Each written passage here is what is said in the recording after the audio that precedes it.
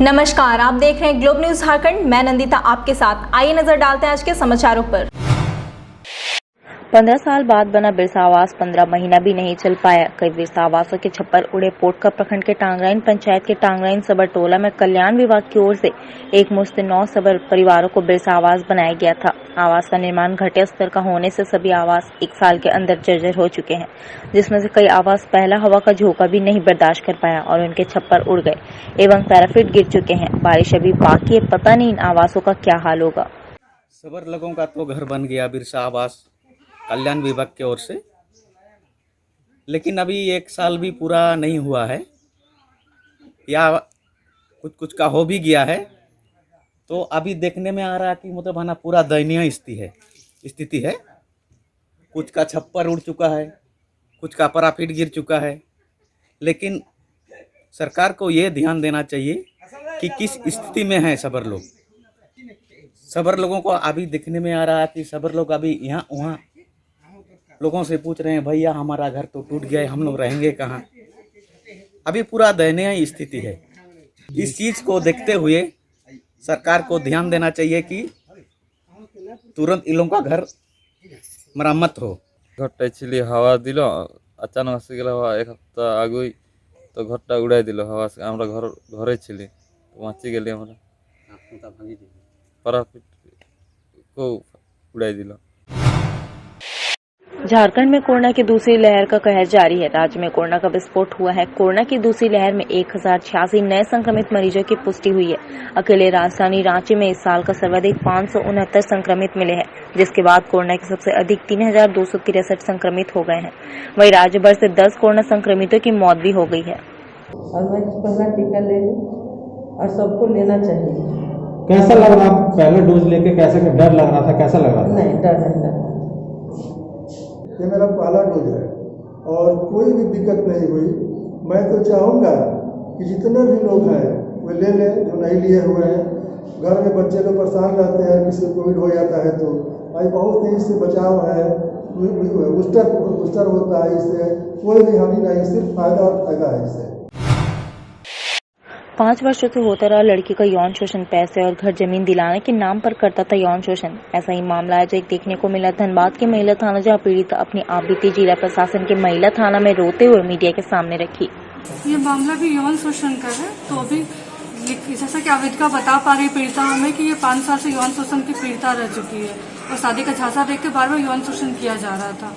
तो अभी जांच किया जाएगा इसको जितना जल्दी हो सके। हम उसके बात में सब कुछ रहते थे, उसके आप बोली पे चलते थे, कठपुतली जैसा नाचते थे उसके साथ। उसके पास जो बोलते थे वो करते थे हम उसके लिए। वो बोल रहे कि 1,80,000 में तुम कॉम्प्रोमाइज कर दो। आज हम रोड पे है, उसके वजह से ना मेरा माँ बाप साथ दे रहा है, ना वो लोग, ना कोई भी। तुमको जमीन खरीद देंगे, तुम मेरा दुकान में रहना, तुम सब कुछ करना। आज आपको रोड पे लेकर वो हमको धमकी दे रहा है कि तुम जो करना करो, तुमको कुछ नहीं मिलेगा, तुमको जेल जाना, हम जेल कट लेंगे, लेकिन तुमको कुछ नहीं मिलेगा। उसकी बीवी हमको गाली गलौज दिए। परसों हम गए तो उसका घर, जब हम आए थे फॉर्म फिलअप करने के लिए तो बोला उसका घर गए तो उसका घर में उसकी बीवी, उसकी बाल बच्चे सबको गेट बंद करके हमको मारे सब कुछ। कितना साल से आपके साथ में गलत हो रहा था? 5 साल से। अब आप क्या चाहती है? हमको न्याय दिलवा दीजिए, हमको न्याय दिलवा दीजिए। ठीक। हमको पैसा देना, हम तो चलो चाहिए पैसा, हमको नहीं चाहिए पैसा। चेक वापस कीजिए, आप लोगों को चेक पकड़ना ही नहीं है। हमको नहीं चाहिए पैसा, हमको इंसाफ चाहिए बस। हम ये क्या हुआ है वो बताएंगी तब। वो मेरे साथ बहुत गलत किए, सब कोई मिल के हमको दोस्ती प्रदीप सब कोई मिल के हमको कर टॉर्चर किए। वो लोग मिल के सब कोई हमको जबरदस्ती मेरा जिंदगी बर्बाद कर दिए। छुट्टे माला कर वो कुछ 5 डेकोरेटर हमको बर्बाद कर दिया। आज श्री राम सेना संगठन के राष्ट्रीय उपाध्यक्ष उदय प्रताप सिंह ने अपने कोऑपरेटिव कॉलोनी कार्यालय में बैठक कर कल छत्तीसगढ़ के बीजापुर में नक्सली मुठभेड़ में शहीद भारत मां के वीर सपूतों को 2 मिनट का मौन रखकर श्रद्धांजलि अर्पित किया तथा आक्रोश भरे लहजे में केंद्र सरकार और छत्तीसगढ़ सरकार से नक्सली ताकतों को जड़ से खत्म करने की मांग की। तथा शहीद और घायल जवानों के परिवार वालों को उचित मुआवजा और जरूरी सरकारी सुविधा देने की मांग की। कल जो छत्तीसगढ़ के बीजापुर में नक्सली मुठभेड़ में जो हमारे जवान शहीद हुए, सर्वप्रथम मैं उनको श्रद्धांजलि अर्पित करता हूं और गृह मंत्री और वहाँ छत्तीसगढ़ सरकार से ये मांग करता हूं कि ऐसी नक्सलवादी ताकतों को जड़ से ख़त्म करने का काम करे, चाहे जो भी हो, प्रशासनिक से, चाहे केंद्र सरकार से, केंद्रीय बलों की सहायता से। ये सब चीज़ें रोज़ रोज़ घटित होती है, मन बहुत दुखी होता है और सैनिकों के परिवार वालों को उचित मुआवजा तथा सरकारी सुविधाओं को अविलंब उन पर मतलब उनको देने का काम किया जाए, ताकि उनको किसी भी परिवार को कमी तो ज़िंदगी भर की रहेगी, लेकिन कुछ सुकून उनको मिल सके। सबसे पहले जहां घटना घटी थी वहां मुख्यमंत्री जी को जाना चाहिए था और जाकर सैनिकों के परिवारों को ढाढ़स बनाना चाहिए था वहां से। और मुझे ये कहने में कहीं किंतु परंतु नहीं है कि सरकार, छत्तीसगढ़ की सरकार नहीं समझ पाया कि सैनिकों का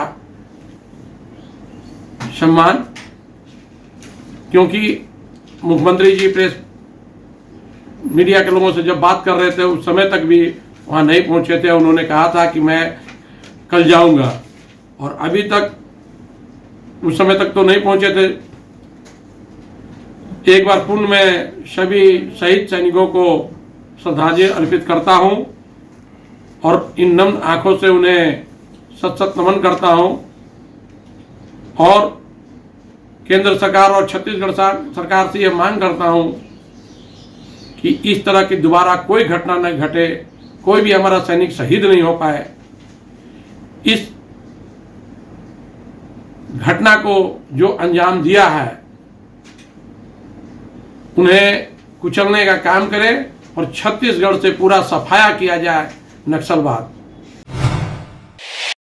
जिले के प्रशासनिक टीम के द्वारा सांची और बिष्टुपुर क्षेत्र में अभियान चलाया गया, जिसमें एडीएम एनके लाल, सिटी एसपी सुभाष चंद्र जाट, जेएनएसए के विशेष पदाधिकारी कृष्ण कुमार, क्यूआरटी की टीम सहित अन्य अधिकारी मौजूद थे। वहीं इनके साथ गिरफ्तार कर ले जाने के लिए 2 बसों का इंतजाम किया गया था।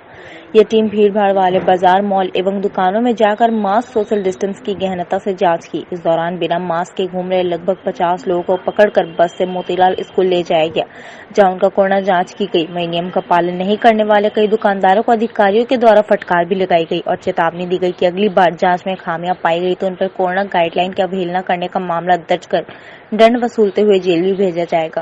आप लोग लगातार ये अभियान चल रहे हैं, लेकिन कहीं न कहीं पब्लिक में अभी भी लापरवाही दिख रहा है। देखिए, जमशेदपुर है ये, जमशेदपुर में पढ़े लिखे ज़्यादा लोग और ज़्यादा पढ़े लिखे आदमी हैं और ये समझदार भी हैं, उसके बावजूद भी नहीं मानते। इस बात की तो जिला प्रशासन को काफ़ी है और हम लोग कई बार दुखी भी हुए हैं, लेकिन अब अगर ये लोग नहीं मानेंगे तो हम लोग इससे भी कड़ा एक्शन लेंगे। इसमें उन लोगों को अभी डिटेन किया जिन्होंने मास्क नहीं लगाया और लोगों को, उन दुकानदारों को और शोरूम्स को ये वार्निंग दी कि अगर उनके यहाँ पे सोशल डिस्टेंसिंग का अनुपालन नहीं मिलेगा या मास्क बिना लगाए अगर ग्राहकों को इजाज़त दी जाएगी या उन्हें खुद के खिलाफ मास्क नहीं लगाएंगे तो फिर उनके ऊपर डीएम एक्ट के प्रावधानों के तहत उचित कार्रवाई की जाएगी। जिस तरह से वैश्विक महामारी का प्रकोप बढ़ता जा रहा है, ऐसे में जरा सी लापरवाही स्थिति को विकराल कर सकती है। इधर बढ़ते संक्रमित मरीजों की संख्या ने वैसे ही स्वास्थ्य विभाग की चिंता बढ़ा दी है, पर अब भी लोग बिना मास्क लगाए सड़कों पर निकल रहे हैं, सामाजिक दूरियों की धज्जियां उड़ा रहे हैं। वहीं प्रशासनिक पदाधिकारियों ने भी लोगों को जागरूक करने के लिए सख्त रुख अपना लिया है, जहां लगातार जिले के वरीय प्रशासनिक पदाधिकारी सड़क पर उतरकर लोगों को सुरक्षात्मक पाठ पढ़ा रहे हैं। इसी कड़ी में अंचल अधिकारी के निर्देश पर अंचल निरीक्षक बलवंत सिंह ने शहरी क्षेत्रों से सटे जितने भी चेक नाके हैं उसमें विशेष जांच अभियान चलाया। दूसरे राज्यों से आने वाले बसों की जांच पड़ताल की। मास्क नहीं पहनने वाले, सामाजिक दूरी का पालन नहीं करने वाले लोगों को चिन्हित कर उन्हें फटकार लगाई गई। जमशेदपुर के जितने भी ग्रामीण क्षेत्र से, जो शहरी क्षेत्र से जुटे हुए लोग आ रहे हैं शहर में, हर एक बस, टेम्पू से लेकर के कार तक का सभी का मास्क हम लोग चेक कर रहे हैं। जो मास्क नहीं है उसको तो हम लोग अभी आज फिलहाल बैठक करवा के छोड़ रहे हैं। सख्त हिदायत दिया जा रहा है लोग को कि आप लोग अपना मास्क पहन करके निकलिए, घर से लेकर के निकलिए। भारतीय जनता पार्टी आज अपना 41वां स्थापना दिवस मना रही है। आज के दिन 1980 में भाजपा की स्थापना हुई थी। इस मौके पर रांची स्थित भाजपा के प्रदेश मुख्यालय में कार्यक्रम आयोजित किया गया। कार्यकर्ताओं ने डॉक्टर श्यामा प्रसाद मुखर्जी और दीनदयाल उपाध्याय की तस्वीरों पर श्रद्धा सुमन अर्पित किए। इसके बाद सभी कार्यकर्ताओं ने बैठकर प्रधानमंत्री नरेंद्र मोदी के वक्तव्य का सीधा प्रसारण सुना। और देशवासियों को आज प्रधानमंत्री ने शुभकामना दी है। हम तमाम भारतीय जनता पार्टी के कार्यकर्ताओं से देश के साथ जिस तरह से भारतीय जनता पार्टी 5 साल का जिस तरह से माननीय प्रधानमंत्री ने काम किया, देश के लिए बहुत ही गर्वान्वित समय है और आगे भी भारतीय जनता पार्टी इसी तरह से देश की जनता के लिए हमेशा काम करती रहेगी और अंत्योदय के सपनों को पूरा करेगी। बाद में वो भी एक परिवार एक दो लोगों का जन्म कर रहे हैं। नतीजा आज सामने। मुझे विश्वास है मोदी जी के नेतृत्व में, जिनके मोदी जी के शरीर का एक एक कण, जीवन का एक एक क्षण जो राष्ट्र के लिए समर्पित है और आगे बढ़ रहा है। भारत विश्व गुरु के पद पर आसीन हुआ है और आसीन होने जा रहा है। भारत माता के माथे पर जो कलंक का टीका 335A रामलला का मंदिर था, हटा है और आने वाले समय में मोदी जी के नेतृत्व में मथुरा में कृष्ण जन्म स्थान का भी कलंक हटेगा और बाबा विश्वनाथ का भी कलंक हटेगा काशी से, और भारत विश्व गुरु पर आसीन।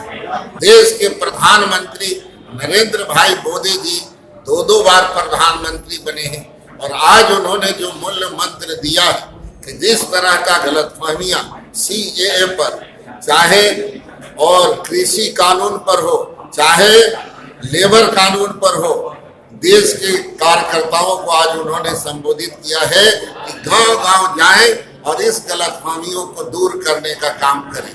और एक उन्होंने मूल मंत्र दिया जो स्वर्गीय पंडित दीनदयाल उपाध्याय जी हमारे मार्गदर्शक रहे, विचारक रहे और एकात्म मानववाद की जो रचना उन्होंने किया उसमें अंत्योदय, तो अंत्योदय जो केंद्र सरकार है, राज्यों में हमारी सरकार है, उसका प्रचार प्रसार हो और साथ ही में वो अंतिम व्यक्ति तक जो है पंक्ति के लोग, गांव-गांव के लोग केंद्र सरकार की योजनाओं को पहुंचाने का काम करे।